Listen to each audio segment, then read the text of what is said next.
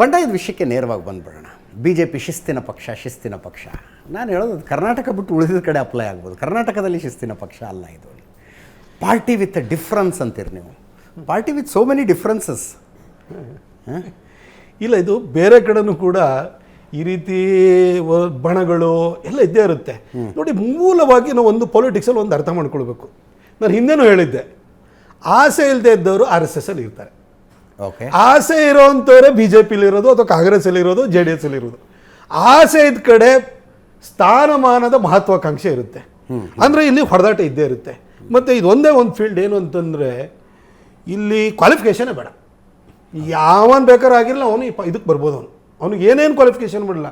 3ನೇ ಕ್ಲಾಸ್ ಓದಿ, 4ನೇ ಕ್ಲಾಸ್ ಓದಲಿ, ಕಳ್ಳಿರಲಿ, ಭ್ರಷ್ಟ್ ಇರಲಿ, ರಿಯಲ್ ಎಸ್ಟೇಟಲ್ಲಿ ದುಡ್ಡು ಮಾಡಿರಲಿ, ಏನು ಬೇಕಾದ್ರೂ ಆಗಿರಲಿ, ಅವನಿಗೆ ಇಲ್ಲಿ ಅವಕಾಶ ಇದೆ. ಇಲ್ಲಿ ವಿಪುಲವಾದಂಥ ಅವಕಾಶಗಳಿದೆ. ಆಮೇಲೆ ಈ ಕಳ್ಳರು, ಸುಳ್ಳು, ಭ್ರಷ್ಟರು, ಲಫಂಗರು ಎಲ್ಲ ಬಂದಾದ್ಮೇಲೆ ಹೋರಾಟ ಇದ್ದೇ ಇರುತ್ತಿದ್ದು. ಹಾಗಾಗಿ ಎಲ್ಲಾ ಪಕ್ಷಗಳಲ್ಲೂ ಕೂಡ ಇಟ್ಕೊಂಡು ಹೇಳ್ತಾ ಇದ್ದೀರಾ ಈ ಮಾತನ್ನ? ಜನರಲ್ ಆಗಿ ನಾನು ಹೇಳ್ತೀನಿ, ಎಲ್ಲ ಪಕ್ಷಗಳಲ್ಲೂ. ಈಗ ನೋಡಿ, ಕಾಂಗ್ರೆಸ್ ಪಕ್ಷದಲ್ಲೂ ಕೂಡ ಸಿದ್ದರಾಮಯ್ಯನವರು ಚೇರ್ ಎಳಿಬೇಕು ಅಂತ DK ಅವರು ಕಾಯ್ತಾ ಇದ್ದಾರೆ. ಈ ಮಧ್ಯದಲ್ಲಿ ಇವರಿಬ್ಬರು ಹೊಡೆದಾಟದ ನನಗೆಲ್ಲಿ ಸಿಗುತ್ತೋ ಅಂತ ಪರಮೇಶ್ವರ್ ಅವರು, ಖರ್ಗೆ ಅವ್ರ ಮಗನೋ ಅಥವಾ ಇನ್ಯಾರೋ ಸತೀಶ್ ಜಾರಕಿಹೊಳಿ ಅವರು ಕಾಯ್ತಾ ಇದ್ದಾರೆ.